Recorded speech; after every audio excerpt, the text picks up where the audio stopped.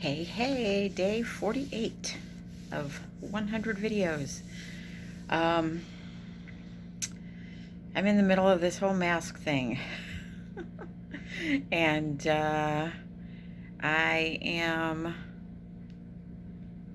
trying to focus on how I can best take care of me. And I always, if you know me, I'm one of those people that thinks of what is this bigger picture out here? What is going on? What is really um, happening out in the bigger picture? What is going on? And so I think of, and I have thought this since the beginning. What do masks represent on a metaphysical level? Um,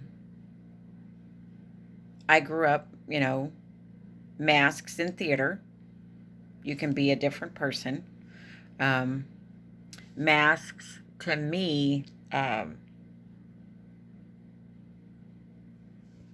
say, don't be who you are, be quiet. I don't want to hear you. Um, you have no value. Masks, what I've learned since this whole thing started is I really, really, really, really hate not being able to see people's faces.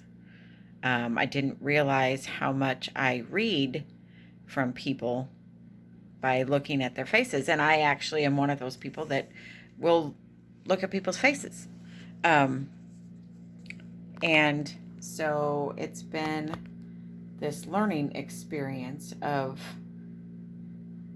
how I'm working on trust issues,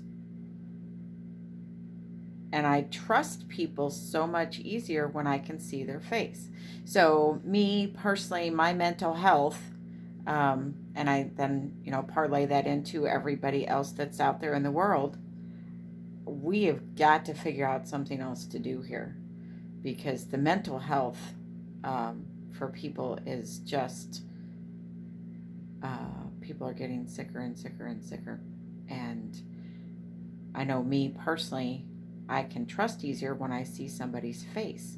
I think I joked with Sandy Hillerman in the beginning of this year. I can't tell if she's pissed off at me or if she's happy to see me. And for me, coming from the trauma that I came from, that's important for me. Not that Sandy would ever be pissed off at me, because I don't think she would. She's always happy to see me. Um, but there's that. And then I multiply that by millions. I mean, millions. And then children. What really is this mask doing to the children? I know I did a little bit of a rant on my Facebook page this morning. And it's just gotten insane. My physics astrophysicist son, my oldest son, knows the science of how these masks, the virus is smaller than anything the mask is going to stop. The mask is not what we've been told that it is. And many, many people out there are believing that you can see it's not working. The social distancing is not working. The virus is a pretty pathogenic thing, and this one particular. And I believe it was let loose on purpose. I don't believe it was an accident. I don't believe it came from a wet market. I just heard that again, where they slaughter wild and domesticated animals right there on the street. You can have fresh meat, I think is the idea behind it. I don't think it came from a wet market. I think this has all been planned. So how do I take care of me? So part of it is I try, I didn't this morning, to not get too deep in that hole, in that rabbit hole. I do my meditation. I'm working on a breathing, breath work practice. I journal. I keep my good friends who believe like I do close. This whole thing has allowed me to let go of some people that I don't align with. And I think that's fine. 10 years ago, I would have thought, no, we need to diversify. We need to be friends with everyone. We need to, and I'm like, no, I don't think so. This has gotten really serious. And I need to align with people that agree with me. And I know that's against everything we're taught. I don't care. I need to align with people that agree with me, that I feel safe around, that I know will have my back if shit goes down. And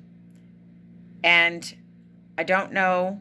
My sister would be one who I often think of my parents and my sister are all just right here. I talked about that in a video. The veil between the worlds is getting thinner. And I always look to them for advice. And Susan, 10, 15 years ago would have been one of those people sitting on the top of the mountaintop meditating, going, I'm going to meditate for world peace. And I'm all for that, and I'm glad we have people that do that, because I do believe in prayer and meditation and intentions and all of that. But me right now in this space and in this year, I need to surround myself with people that are of like mind.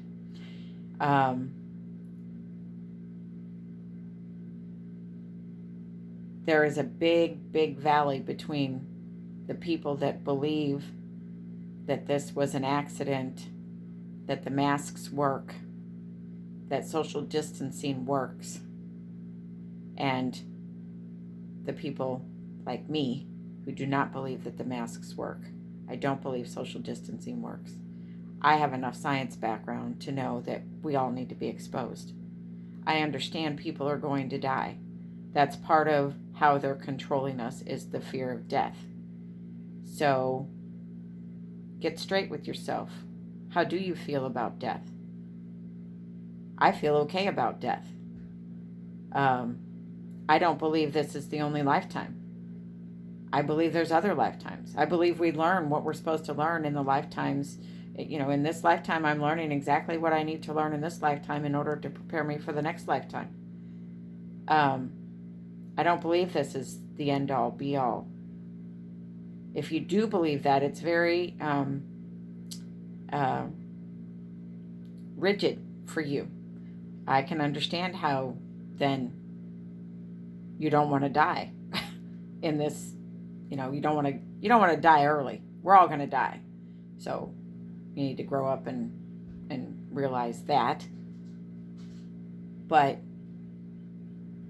how do we navigate this mess that we're in? How am I going to navigate? How am I navigating this mess that we're in? Like I said, meditation, grounding, being mindful, sitting still, journaling, keeping my mind sane, because we are in times where you can go insane, and people are.